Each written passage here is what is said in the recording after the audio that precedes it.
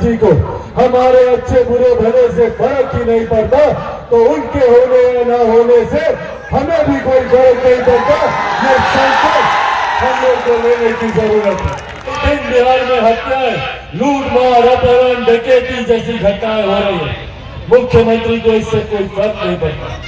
20 साल से हम लोग मौजूदा मुख्यमंत्री नीतीश कुमार जी का शासन देख रहे हैं। बताइए क्या किया इन लोगों ने इतने सालों में, क्या व्यवस्था दी हमारे बिहार को। आज भी मेरे बच्चों को पढ़ने के लिए कोटा जाना पड़ता है। कोटा में पढ़ने वाला बिहारी, पढ़ाने वाला बिहारी, अधिकांश शैक्षिक संस्थानों के मालिक वहां पे बिहारी, पर व्यवस्था राजस्थान। बिहार में भैया अस्पताल तब बेहतर खुलेंगे जब बिहार के नेता अपना इलाज बिहार में कराएंगे। आदरणीय नीतीश कुमार जी मोतियाबिंद को ऑपरेशन कराने 1000 किलोमीटर की चार्टर फ्लाइट लेकर दिल्ली जाते हैं मोतियाबिंद को ऑपरेशन कराने। क्यों? क्योंकि मुख्यमंत्री डरते हैं। उन्हें पता है भैया कि अगर बिहार में उन्होंने मोतियाबिंद को ऑपरेशन कराया तो संभवतः उनको अपनी आंखें निकलवानी पड़ेंगी। याद है ना, इसी मुजफ्फरपुर की घटना है वो। इस न्यूज की प्रायोजक है अफजल फर्नीचर। एक महत्वपूर्ण साल है। इस साल के महत्व को हम सबको समझना जरूरी है। एक करके ना जाने हम सबने कितने ऐसे साल बर्बाद किए, जिसका परिणाम है कि आजादी के 75 साल के बाद आज भी हम लोगों को सुनने को मिलता है कि भैया बिहार पिछड़ा है, बिहार पिछड़ा है, बिहार पिछड़ा।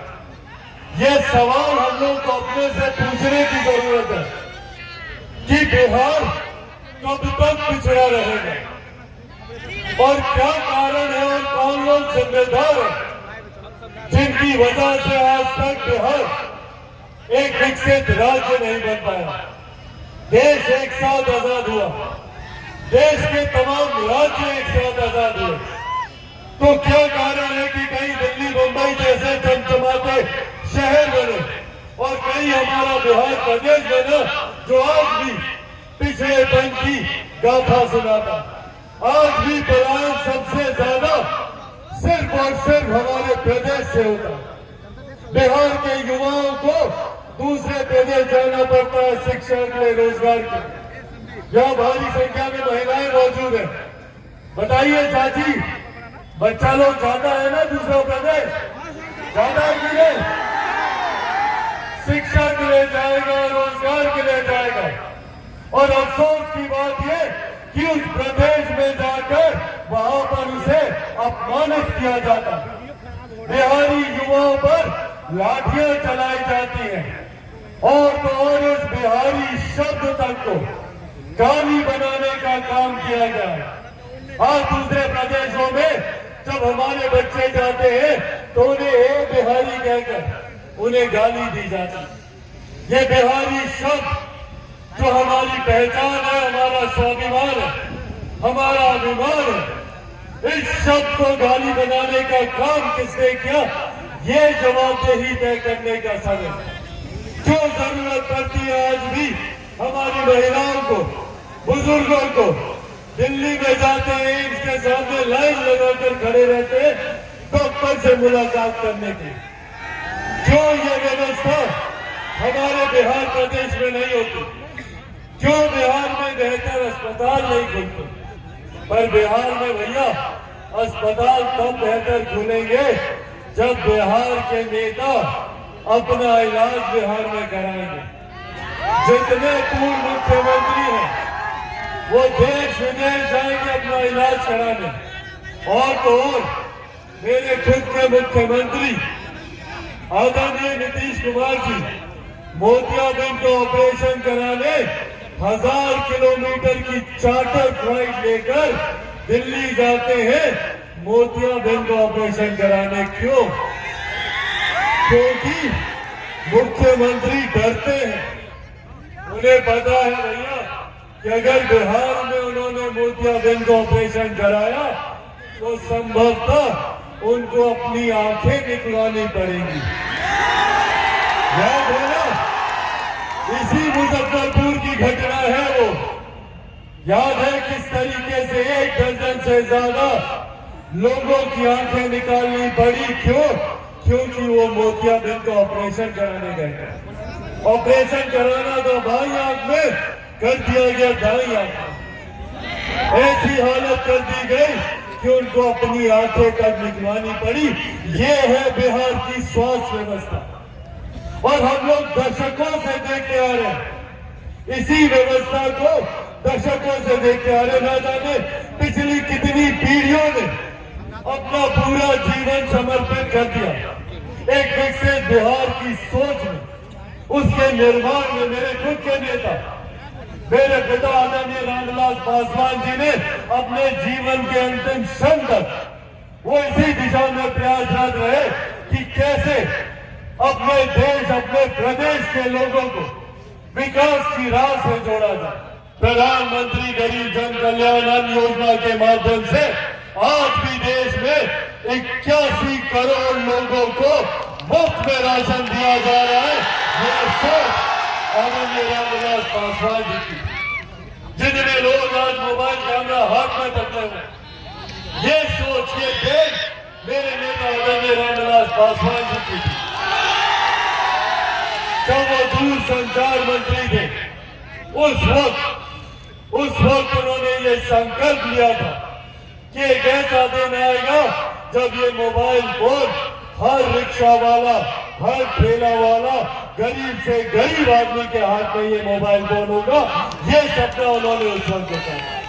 उस वक्त जितने ये विपक्ष के लोग हैं, ये लोग उनका मजाक उड़ाते थे। क्यों? क्योंकि भैया उन दिनों में इनकमिंग जो फोन आता था उसको भी उठाने का पैसा लगता था। 16 रुपए 18 रुपए उस वक्त पैसा लगता था फोन उठाने का।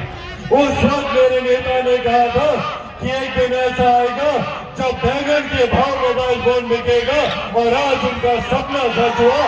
वो दिन मेरे नेता किस मुंह से बोलते हैं ये लोग बिहार के विकास की बात? इन लोगों को बिहार की जनता ने दशकों दशक का समय दिया है। आजादी के बाद से इन्हीं लोगों की सरकार है भैया बिहार में।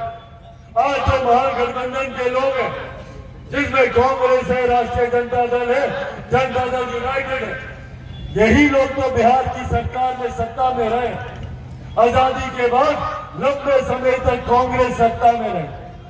उसके बाद लगभग 1.5 दशक तक राष्ट्रीय जनता दल का हम लोगों ने शासन देखा, और अब लगभग पिछले 2 दशक से 20 साल से हम लोग मौजूदा मुख्यमंत्री नीतीश कुमार जी का शासन देख रहे हैं। बताइए क्या किया इन लोगों ने इतने सालों में? क्या व्यवस्था दी हमारे बिहार को? आज भी मेरे बच्चों को पढ़ने के लिए कोटा जाना पड़ता है। कोटा में पढ़ने वाला बिहारी, पढ़ाने वाला बिहारी, अधिकांश शैक्षिक संस्थानों के मालिक वहां पे बिहारी, पर व्यवस्था राजस्थानी।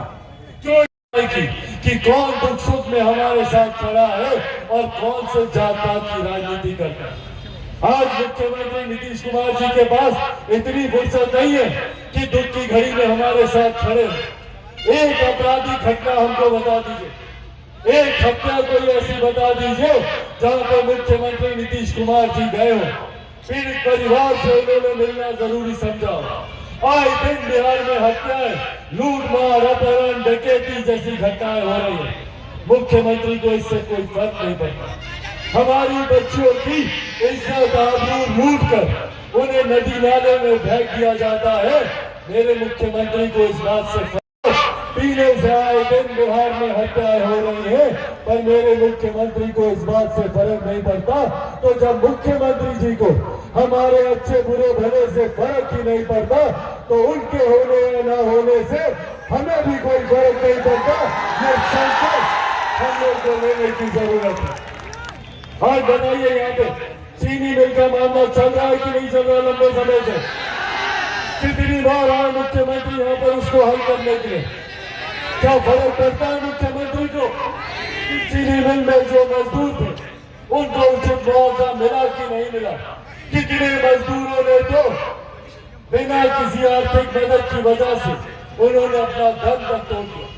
आज उनके परिवार बदहाली की जिंदगी जीने के लिए मजबूर है, पर मुख्यमंत्री नीतीश कुमार जी को कोई फर्क नहीं पड़ता। आना तक जरूरी नहीं समझते, देखना तक जरूरी नहीं समझते कि भैया कैसे इस चीनी मिल को हम लोग दोबारा चला सकते हैं, कैसे उन मजदूरों को हम लोग उचित मुआवजा दे सकते हैं। पर जब बिहारी बस इसकी बात करता है, बंद पड़े तमाम कारखानों को चलाने की बात करता है, तो मुख्यमंत्री नीतीश कुमार जी को चिराग पासवान से नफरत होती है। मुख्यमंत्री नीतीश कुमार जी को चिराग पासवान से नफरत होती है कि क्यों चिराग पासवान बिहार के विकास की बात करता है। बताइए भैया, क्या कसूर है चिराग पासवान का? ना हमारे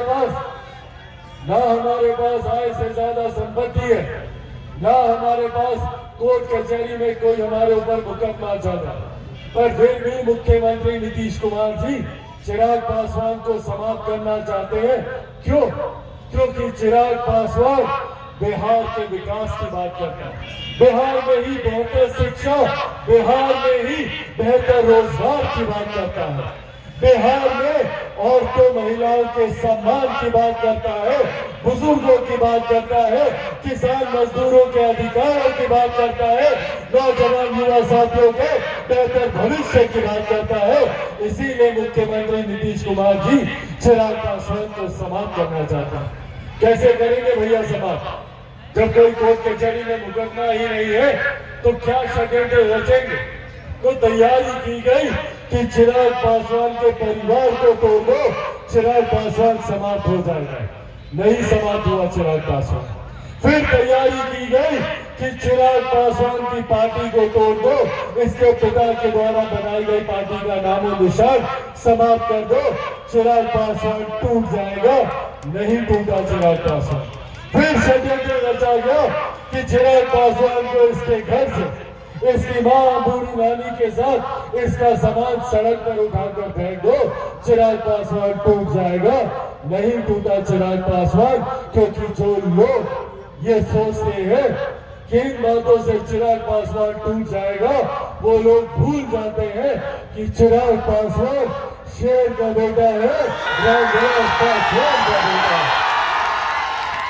भैया ना टूटने वाला हूँ, ना झुकने वाला हूँ, और डरता तो भाई मैं किसी से नहीं हूँ, जितनी ताकत नहीं आता। ना सिर्फ ये आस्था से जुड़ा हुआ विषय, पर सोचिए उस क्षेत्र का व्यवसाय कितना बढ़ेगा, वहाँ के लोगों की आमदनी कितनी बढ़ेगी, वहाँ का राजस्व कितना बढ़ेगा। हमारा प्रदेश एक सौभाग्यशाली प्रदेश है, जहाँ पे अनंत संभावना है। अगर उनको विकसित करने अगर हम लोग लग गए तो सोचिए हमारे प्रदेश का राजस्व कितना बढ़ेगा और लोगों की आस्था को भी सम्मान मिलेगा। वैशाली में भगवान महावीर की जन्मस्थली हो या लछवाड़ हो, या पटना साहिब में गुरु गोविंद सिंह जी की धरती हो, या गौतम बुद्ध की धरती गया हो, या मेरी माता सीता की जन्मस्थली सीतामढ़ी हो। अगर अयोध्या में इतने बड़े भव्य राम मंदिर का निर्माण हो सकता है तो क्यों नहीं सीतामढ़ी में मेरी माता सीता का उतना ही भव्य मंदिर का निर्माण किया जाए। आज सुनीता जी के रूप में नारी शक्ति हमारी पार्टी के साथ जुड़ रही है, और इनके साथ हजारों की संख्या में यहाँ पे महिलाएं लोक जनशक्ति पार्टी रामविलास के साथ जुड़ रही है। पर जो नारी शक्ति का रूप है, जो नारी शक्ति, जो ममता का प्रतीक है, माता सीता, अगर उनका भी उतना ही भव्य मंदिर का निर्माण होता है तो एक तरफ जहाँ हम लोग की आस्था को सम्मान मिलेगा, वही दूसरी तरफ सोचिए उस क्षेत्र का व्यवसाय कितना बढ़ेगा, उस क्षेत्र का राजस्व कितना बढ़ेगा। इस दिशा में हम लोग को काम करने की जरूरत है। अपनी ही पंचायत में हम लोग को रोजगार के अवसर मिले, जहाँ बेहतर शिक्षा, बेहतर तालीम हासिल करने के लिए हम लोग को अपना गांव घर छोड़कर ना जाना पड़े। अपने ही क्षेत्र में हम लोग को बेहतर से बेहतर medical college, engineering college, business school हम लोग को वहां पर मिले, ये व्यवस्था करने की बात बिहार फर्स्ट, बिहारी फर्स्ट करता है। और इसी सोच के साथ लोक जनशक्ति पार्टी रामविलास आगे बढ़ने का काम कर रहे हैं। पर मैं जानता हूं कि अकेले चिराग पासवान से बिहार फर्स्ट, बिहारी फर्स्ट को धरातल पर उतारना संभव नहीं है। ऐसे में मुझे जरूरत है आप सबके साथ ही, आप सबके सहयोग। शादी का फर्नीचर सेट सिर्फ 34,500 से स्टार्ट। विशेष जानकारी के लिए अफजल फर्नीचर के यूट्यूब चैनल पे विजिट करें।